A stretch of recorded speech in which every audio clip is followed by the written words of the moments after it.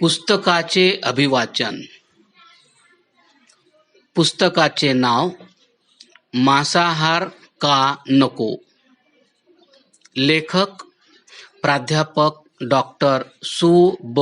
काळे, MSc PhD, Ayurveda रत्न, विद्या वाचस्पती, ND. प्रकाशक आर्य समाज, परळी वैजनाथ, जिल्हा बीड. सौजन्य श्री उग्रसेनजी भद्रसेनजी राठोर, परळी वैजनाथ. प्रकाशन तिथी चैत्र कृष्ण 11 शके 1922, दिनांक 30 एप्रिल 2000.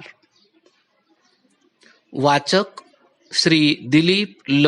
वैद्य, सदस्य आर्य समाज, नांदेड. भावपूर्ण समर्पण. प्रिय सौरभ उग्रसेन राठोर याच्या पावन स्मृतीला हा लघुग्रंथ समर्पित. प्रास्ताविक. प्राचीन काळापासून शाकाहाराचे महत्त्व आहे. मनुष्य हा निसर्गतःच शाकाहारी प्राणी आहे. सध्या मात्र सर्वत्र मांसाहाराचे प्रमाण वाढले आहे. झपाट्याने वाढत असलेल्या औद्योगिक प्रगतीत माणूस आचार, विचार, व्यवहार आणि खानपान याबाबत मात्र अविवेकी बनत चालला आहे. मांसाहाराचे परिणाम हे किती भयंकर आहेत याबाबत कोणीही विचार करायला तयार नाही. अनेक रोगांचे माहेरघर असलेला मांसाहार आज घरोघरी सत्कृत होत असल्यामुळेच आज देशाची नव्हे, साऱ्या जगाची न भूतो न भविष्यती अशी दुर्दशा झाली आहे. शाकाहाराचे फायदे जीवन घडविण्यास तर मांसाहाराचे दोष सर्वनाश करण्यास कारणीभूत ठरतात. म्हणूनच सर्वोन्नती साधावयाची असेल तर मांसाहाराला वर्जिले पाहिजे. मांसाहार हा तामसिक व राजसिक, तर शाकाहार हा सात्विक असतो. विद्यार्थ्यांच्या संपर्कात असल्यामुळे मी हे स्वानुभवाने सांगू इच्छितो की शाकाहारी विद्यार्थ्यांत सत्यग्रहणाची प्रवृत्ती अधिक असते. सात्विकतेमुळे मन शुद्ध, बुद्धी पवित्र, आत्मा आनंदित होतो. शाकाहारी हा सदाचारी व बुद्धिमान असतो. या उलट मांसाहारी विद्यार्थ्याचे आहे. शाकाहारामुळे पुण्य कार्यात, तर मांसाहारामुळे पापकर्मात प्रवृत्ती वळते. राष्ट्राची पुनर्बांधणी ही शाकाहारी नेतृत्वामुळे होऊ शकते. मांसाहारी राजा किंवा सत्ताधीश देशाचा काय विकास साधणार? या राष्ट्राचा आधारभूत असलेला आजचा हा तरुण वर्ग पूर्णपणे शाकाहारी बनला तर राष्ट्राचा सर्वांगीण विकास होण्यास वेळ लागणार नाही. सध्या मात्र सर्व स्तरावरून मांस व अंडी यांचा प्रचार मोठ्या प्रमाणात होत आहे. त्याला नियंत्रित करण्यासाठी तशा प्रकारच्या ग्रंथाची आवश्यकता होती. शाकाहाराचा प्रचार व मांसाहाराचा निषेध करणारे डॉक्टर सु. ब. काळे लिखित एक प्रमाणबद्ध पुस्तक मांसाहार का नको या शीर्षकाने आर्य समाज परळी प्रकाशित करीत आहे. श्री उग्रसेन राठोर यांच्या सौजन्यामुळे दिवंगत चिरंजीव सौरभ राठोर यांच्या स्मृतीस समर्पित होत आहे. अतिशय सोप्या व सुटसुटीत भाषेत लिहिलेले हे अभ्यासपूर्ण पुस्तक निश्चितच शाकाहाराच्या प्रचाराला गती देईल व मांसाहाराला रोखण्यात समर्थ ठरेल असे मला वाटते. या ग्रंथाचे प्रत्येकाने श्रद्धेने वाचन करावे. लेखक, प्रकाशक व दानदाते श्री उग्रसेन राठोर यांच्या यशस्वी प्रयत्नाबद्दल मी त्यांना मनःपूर्वक धन्यवाद व शुभेच्छा देतो. स्वामी श्रद्धानंद सरस्वती, प्रधान, महाराष्ट्र आर्य प्रतिनिधी सभा.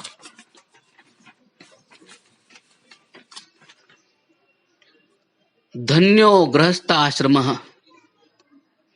श्री उग्रसेन भद्रसेन राठोर यांचा संक्षिप्त परिचय. श्री उग्रसेनजी राठोर यांचा जन्म सन 1945 साली हिंगोलीतील एका लब्धप्रतिष्ठ कट्टर आर्य समाजी परिवारात झाला.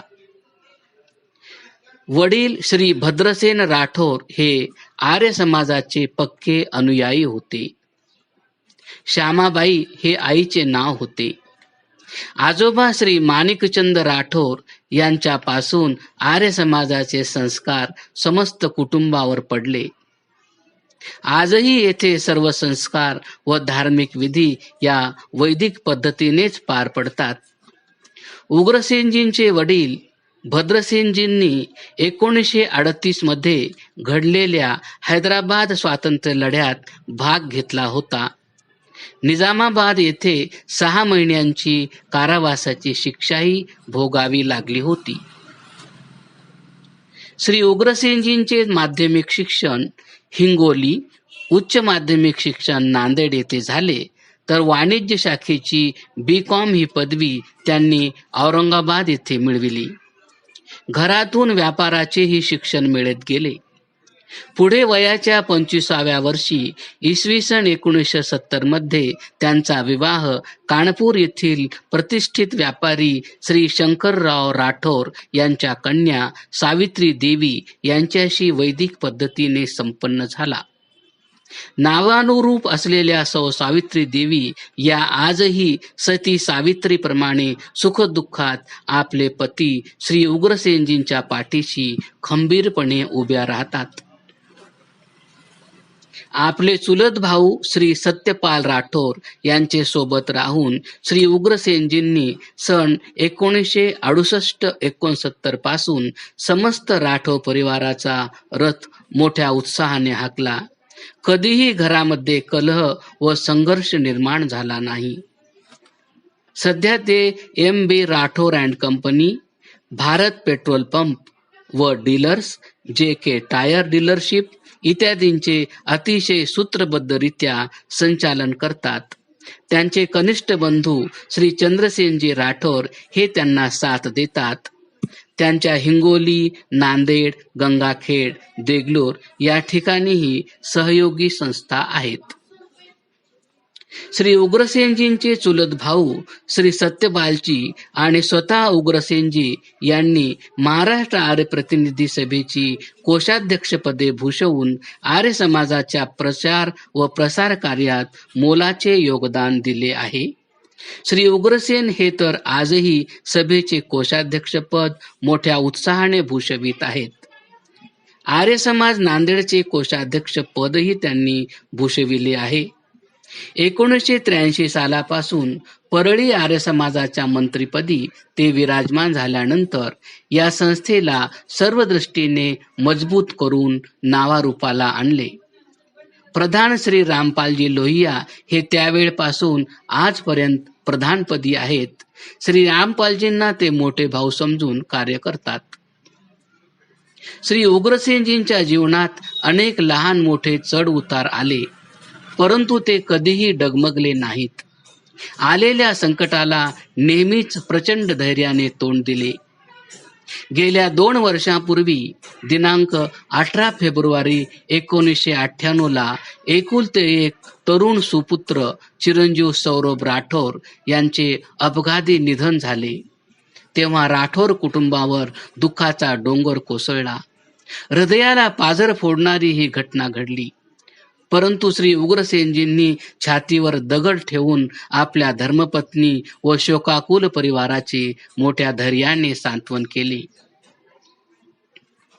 श्री उग्रसेनजींनी आपले दिवंगत चिरंजीव स्वर्गीय सौरभ यांच्या स्मृतीप्रित्यर्थ आर्य समाजाद्वारे संचालित स्वामी श्रद्धानंद गुरुकुलासाठी ₹1,00,000 सात्विक दान स्थिर निधीच्या रूपाने ठेवण्याचा संकल्प केला आहे.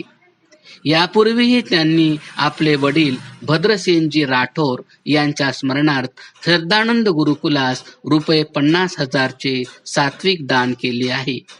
आर्य समाज परळी वैजनाथ दिनांक 30 एप्रिल 2000 रोजी डॉक्टर सु ब काळे लिखित मांसाहार का नको हा लघुग्रंथ प्रकाशित करीत आहे.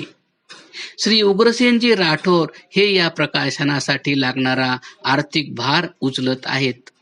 म्हणूनच हा लघुग्रंथ स्वर्गीय चिरंजीव सौरभ राठोर यांच्या पावन स्मृतीला समर्पित करण्यात येत आहे. जगन्नियंता प्रभू परमेश्वर श्री उग्रसेन राठोर व त्यांच्या धर्मपत्नी सौ सावित्री देवी राठोर यांना उत्तम आरोग्य आणि दीर्घायुष्य प्रदान करो हीच सदिच्छा. प्राध्यापक डॉक्टर नयन कुमार विशारद. भीष्म पितामहांचा उपदेश.